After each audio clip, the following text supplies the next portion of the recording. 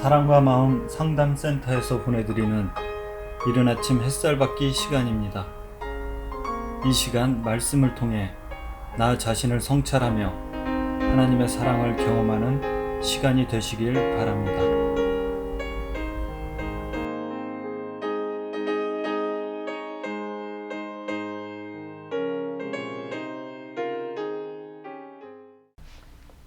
이른 아침 햇살 받기 시간입니다.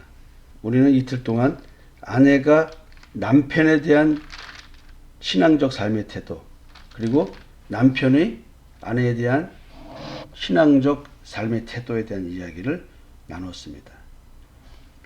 우리가 부부관계에서 발견되는 것이 무엇이어야 되냐면, 그것은 주님과 나와의 관계입니다. 주님과 나와의 관계는 주님과 교회의 관계이고, 이것은 아담과 이브의 관계이기도 합니다. 마지막 아담은 그리스도시요, 이브는 교회인 신부입니다. 우리가 그 교회 공동체의 한 일원이죠. 지체라는 거죠. 교회의 머리는 예수 그리스도십니다. 예수 그리스도로부터 공급을 받는 각 지체들입니다.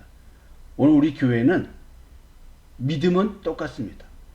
예수를 그리스도 믿는다. 그 그리스도의 이름이 뭐냐면 자기 백성을 저희 죄에서 구원할 자입니다. 그리고 나와 동행해 주시는 하나님으로서 임마누엘이라는 이름이 있습니다. 그러니까 오늘 내 삶은 주님이 동행해 주시는 삶을 믿는 자는 다 경험하고 사는 겁니다.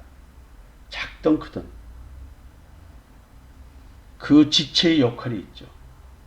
집에서 아버지의 역할, 엄마의 역할, 자식들의 역할에 있는 것처럼 가정을 유지하기 위해서는 그런 게 있는 겁니다.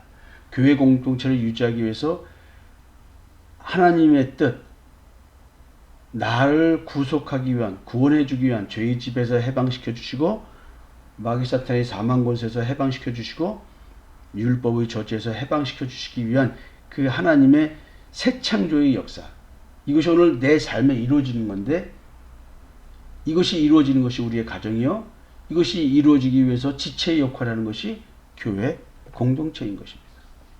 이건 믿음의 분량입니다. 믿음의 분량은 내가 결정하는 게 아닙니다.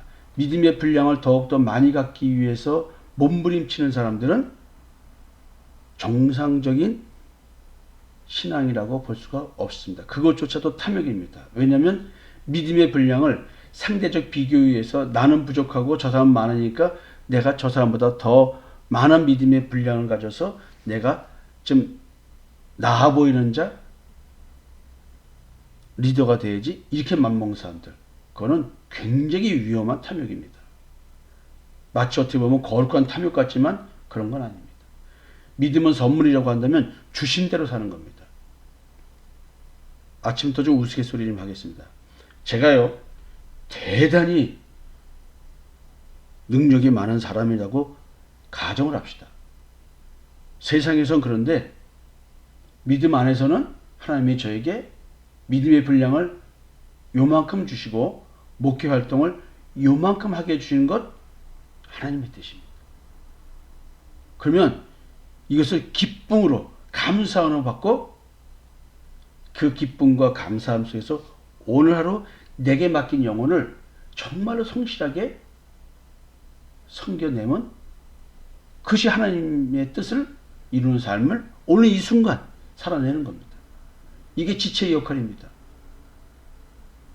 다른 교회 담임 목사보다 성도들과 이렇게 벗어기고 많은 시간을 벗어기고 그리고 이 얘기 저 얘기 하면서 삶 속에 하나님의 말씀이 역사하도록 안내해주는 목사, 난 자신하고는데 그리 많지 않다고 생각합니다.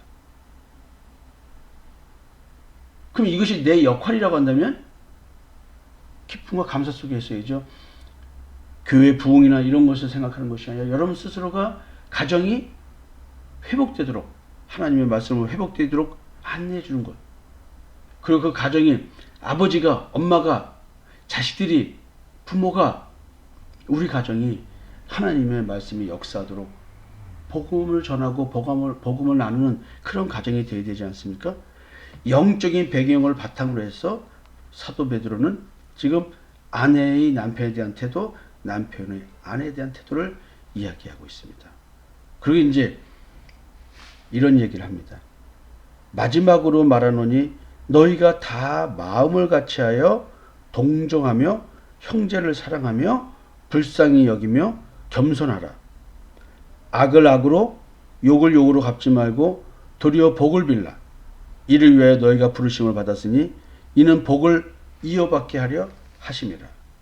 자, 이제 아내에게 부탁하고 남편한테 부탁했습니다. 그래서 이제 마지막이라는 단어를 쓰네요. 너희가 다 마음을 같이 하라. 그러니까 마음을 같이 하려면 믿음이 같은 믿음이어야 됩니다. 마음을 서로가 조화롭게 다투지 말고 잘 가라. 우리가 이런 것들 영어로 하모니라고 하죠. 조화롭게 합창단, 참 하모니가 좋아. 이 말은 서로의 역할, 파트별로 참 아름다운, 잘 맞춰서 아주 하나의 목소리로 아름답게 나온다는 얘기. 이 하모니가 좋다 이렇게 얘기를 합니다. 우리도 마찬가지입니다. 교회 일을 하는데 하모니가 있어야 돼요. 조화로워야 돼요. 가정에서도 조화로워야 돼요. 근데 복음으로 말하는데 복음으로 말하지 않으면은 분명히 다툼이 생기고 조화롭지 않게 됩니다. 그래서 복음적이지 않은 사람과는 싸움이 생기기 때문에 복음을 가진 자가 결국 심리적 상처, 외형적 모욕, 기타 여러 가지 등등등 반발하는 그 어떤 사람에 대한 그걸 다 품어낼 수밖에 없습니다. 때로는 소리 높여 아마 싸울 수도 있습니다.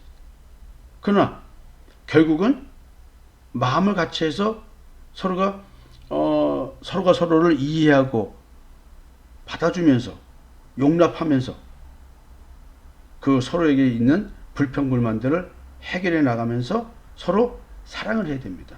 이 사랑은 그냥 인간적으로 잘 지내야지라는 사랑이 아닙니다. 이 사랑은 늘 말씀드리지만 성령으로 말미암아 하나님의 사랑이 내 마음에 부음받았기 때문에 그 하나님의 사랑으로 사랑을 하는 것입니다. 내 생각이 아닙니다. 내 감정이 아닙니다. 그래서 불쌍히 여기며 겸손하며 서로의 처지를 이해하면서 새 계명인 서로 사랑하라. 내가 너희를 사랑하지 서로 사랑하라.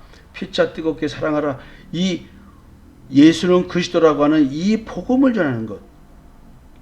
신앙의 궁극적인 현실적 목적인 마음의 안식을 누리게끔 해주기 위해서 자기 탐심에 치고 지독한 자기 결핍에 지배받으면서 아파하는 이 모든 것들을 동정하고 이해해주고 품어주고 용납해주면서 사랑을 주는 하나님의 사랑, 즉 그리스도에 대해서 얘기를 해주고 그가 아직도 받아들이지 못하고 아직도 매여있는 그런 것들을 보면서 참으로 불쌍히 여기면서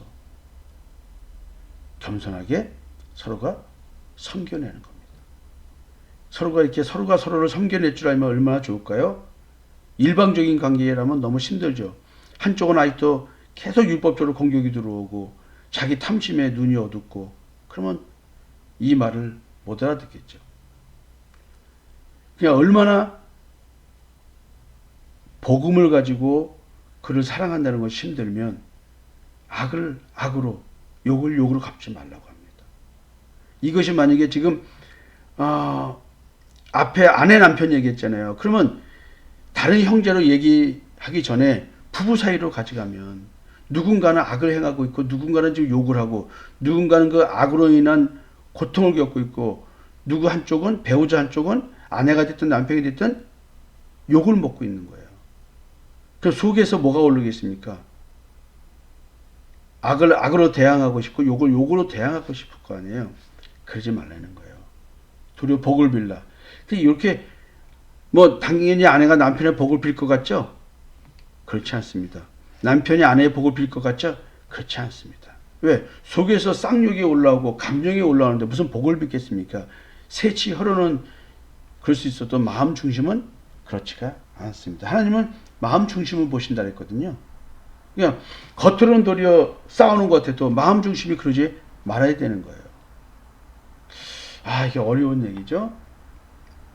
그래서 이렇게 상대가 나한테 행하는 거에 대적하지 않기 위해서 사랑으로 대하는 자가 되기 위해서 마음 중심에서부터 하나님의 사랑으로 상대방을 대할 수 있는 이런 자가 되기 위해서 부르심을 받았다는 거예요.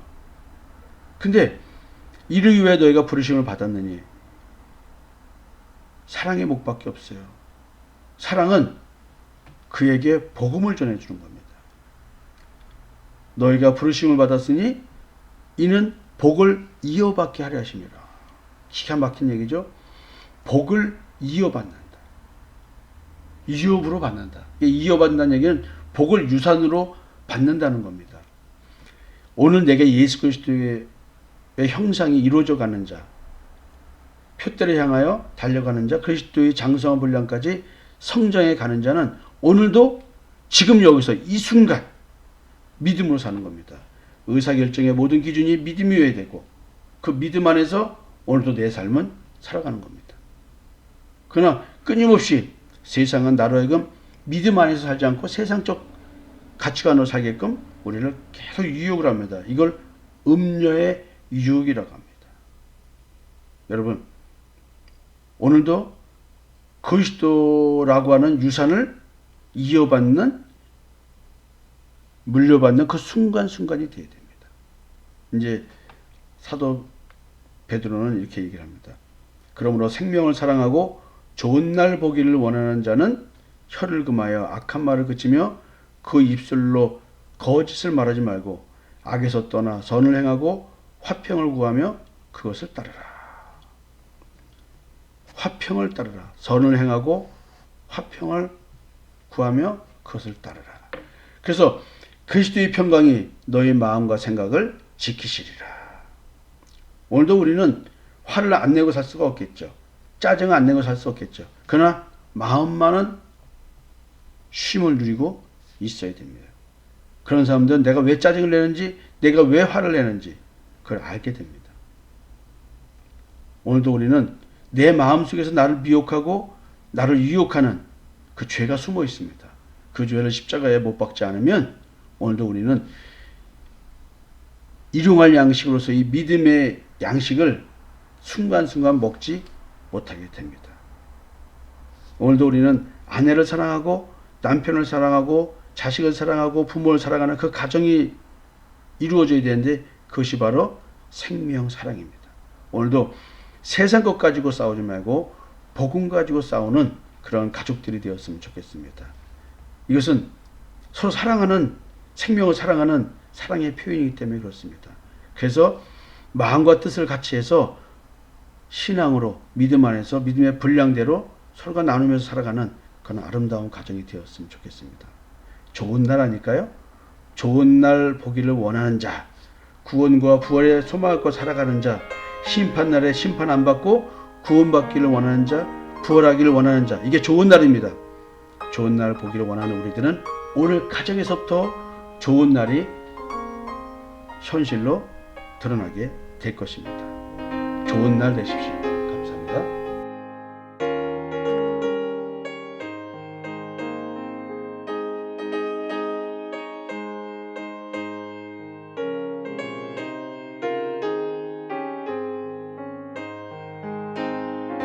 지금까지 사랑과 마음 상담센터에서 보내드리는 이른 아침 햇살 받기 시간이었습니다. 오늘의 말씀을 통해 세상을 이길 수 있는 믿음 안의 삶을 누리시는 여러분이 되시기를 기도합니다.